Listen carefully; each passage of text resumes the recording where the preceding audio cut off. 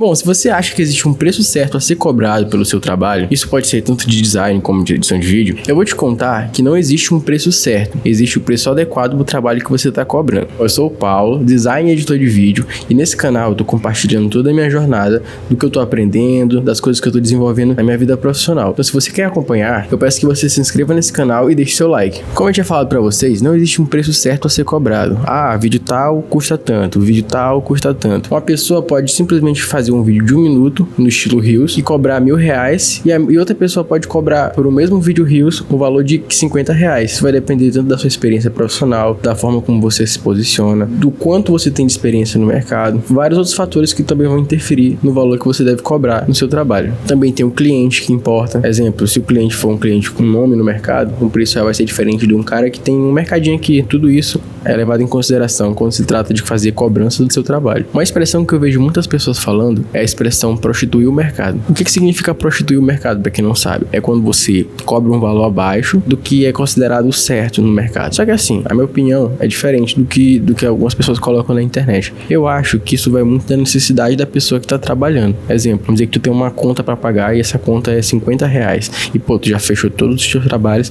e só precisa pagar essa conta, tá faltando só esses R$50. Cara, eu acho que não é errado, é o que tu tá precisando, irmão, tá ligado? Se tu tá precisando fazer a parada por R$50, faz. É o teu trabalho, é a forma que tu tá, é a tua necessidade, vamos dizer assim. Só que assim, uma coisa que a pessoa tem que levar em consideração também é o trabalho dela não precisa ficar todo o tempo nesse valor. Exemplo, tu cobrou 50 agora, mas tu não vai passar a tua vida toda cobrando R$50. Uma coisa que eu acho é que você deve aumentar o seu orçamento de acordo com as experiências que você vai adquirindo com o tempo. Exemplo, eu aprendi a fazer um color grade aqui no meu vídeo, aí eu aprendi a fazer um efeito diferente aqui no design. Eu acho que tudo isso reflete na forma que você vai cobrar o seu valor, entendeu? Porque assim é a forma que você é percebida pelo mercado. Bom, e outra coisa também que eu tenho pra falar pra vocês é uma dica importante. Isso eu digo pra vocês de acordo com a experiência que eu já tive trabalhando pra alguns clientes. Geralmente, não vou dizer que é em todos os casos, mas é muito comum isso acontecer. As pessoas que querem pagar muito barato e querem ficar dando preço no serviço de vocês, geralmente as pessoas tendem a ser um cliente mais chato, um cliente mais exigente e uma pessoa que às vezes nem vê o valor no trabalho de vocês. Então, tipo assim, tem que ficar ciente disso. Exemplo, já teve clientes que eu trabalhei que queriam, eu cobri um valor X, exemplo, R$100. A pessoa falou assim pra mim, pô, R$100 tá muito caro, tu não faz por 50? Fica tipo assim, querendo diminuir o valor do trabalho. Geralmente, cara, esse tipo de cliente não é legal. Fala assim, eu vou perder esse dinheiro aqui. Beleza, se você estiver precisando muito, pega o trabalho, como eu tinha falado anteriormente. Mas se for uma coisa que é só pra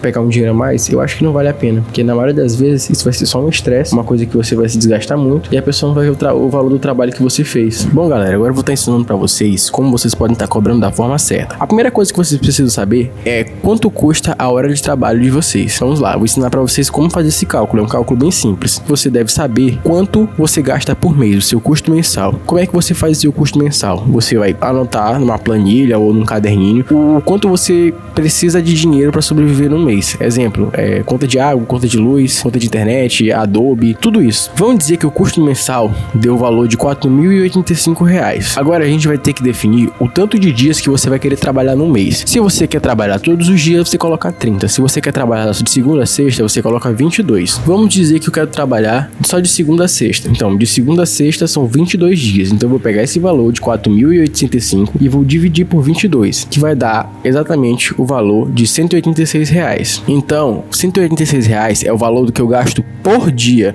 mas isso ainda não é o valor da nossa hora de trabalho. Agora a gente vai definir quantas horas você vai trabalhar por dia. Vamos dizer que eu quero trabalhar 8 horas por dia. Então eu vou pegar o valor de 186 e vou dividir por 8, que vai dar aproximadamente R$24 por hora de trabalho. Então, partindo disso, você já sabe que uma hora de trabalho que você faz custa R$24. Mas isso é um valor fictício, você faz aí de acordo com a sua realidade e aí você vai definir certinho a sua hora de trabalho. Eu não gosto de deixar número fracionado, tipo assim, 23,50. Não, eu gosto de deixar uma coisa certa, 24, 25. Aí você faz da forma que você achar melhor, mas essa é a base para você saber a sua hora de trabalho. Outra coisa agora que você vai ter que definir é quanto você gasta por projeto, o tempo que você gasta por projeto. Exemplo, vamos dizer que eu vou editar um vídeo Reels de 1 minuto e eu gasto 2 horas para criar esse vídeo. Exemplo, é interessante você usar alguns aplicativos, pode ser o cronômetro, pode ter alguns aplicativos na internet que faz esse cálculo para você, que assim você consegue ter uma uma noção de quanto mais ou menos você gasta para fazer um projeto e conseguir cobrar de uma forma certeira. Voltando ao exemplo que eu tinha falado, vamos dizer que você gasta 3 horas para editar um vídeo Reels. Você vai pegar esse valor de 24 e vai multiplicar por 3. O quanto você gasta para trabalhar é R$72, porque foi 24 da sua hora de trabalho,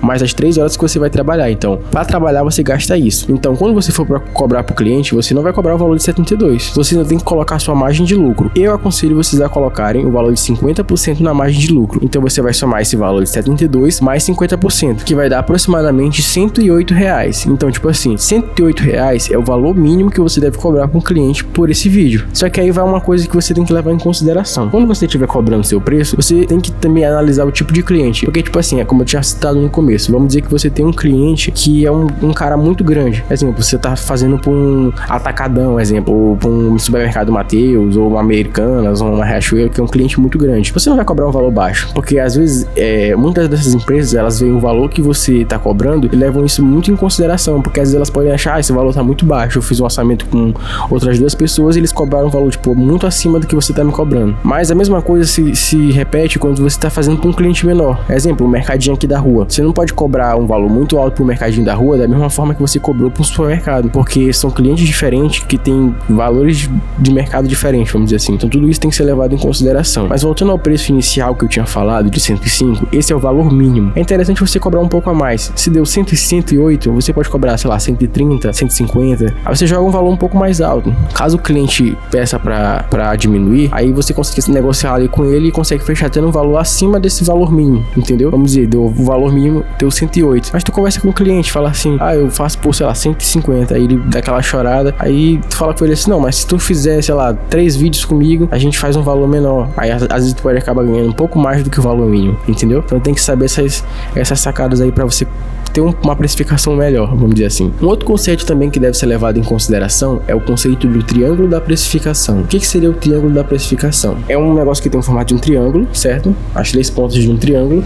Em cada ponta tem um aspecto que deve ser levado em consideração na hora de ser cobrado. Exemplo, o primeiro aspecto você vai perceber é o preço, lógico, a complexidade do projeto e o tempo que tu vai levar. Nessa lógica, o cliente nunca pode ficar com os 3. Ele tem que ficar só com 2. Exemplo, se o cliente quer um vídeo com um preço mais barato e que seja mais rápido, logo o vídeo não vai ser um vídeo muito elaborado, vai ser um vídeo mais simples, às vezes só corte e legenda, dependendo do que você vai entregar para ele, o que você conversou com ele. Se o cliente quer um vídeo mais rápido e mais complexo, então o vídeo vai ser mais caro. Então, tipo, tudo isso tem que ser levado em consideração. Se ele quer 2 requisitos do triângulo, então um requisito vai ser ao seu favor, entendeu? Se ele quer complexidade e quer rapidez, então o preço vai ser muito alto. O cliente nunca pode ficar com os 3, entendeu? Porque aí quem vai sair perdendo é você.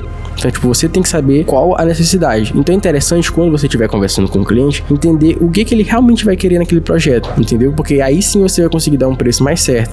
Eu quero que o vídeo seja pra hoje, eu quero que o vídeo seja pra amanhã, e tu tem, tipo assim, muitas demandas na frente, ele tiver que passar essa demanda na frente de outras que você tem, aí você vai ter que cobrar um valor mais alto, dependendo do que ele quiser. Então, tu entendeu, né? A lógica é basicamente essa. Para finalizar todo esse vídeo, eu vou dar uma dica que vocês devem levar em consideração. Pelo menos 2 vezes por ano, você tem que aumentar o seu preço. Porque, tipo assim, eu tô falando aqui sobre especificar em projetos específicos, mas vamos dizer que você já tem uma tabela de preço. Eu cobro tanto por um vídeo, eu cobro tanto por um design. Vamos dizer que tu tá cobrando, sei lá, R$80 por um post carrossel. Pô, R$80 você tá cobrando há muito tempo. Então a dica que eu dou pra vocês é, façam um reajuste no preço de vocês pelo menos 2 vezes por ano. Como eu dei um exemplo, você tá cobrando R$80 por um card carrossel, então o que você pode fazer? Cobra um pouquinho a mais, cobra 85, R$5 a mais, R$10 a mais, entendeu? Porque assim você consegue ver um pouco mais de valor no seu trabalho. Porque assim, imagine você tá estudando, se profissionalizando e simplesmente tá cobrando o mesmo valor de quando você começou. Aumenta um pouquinho.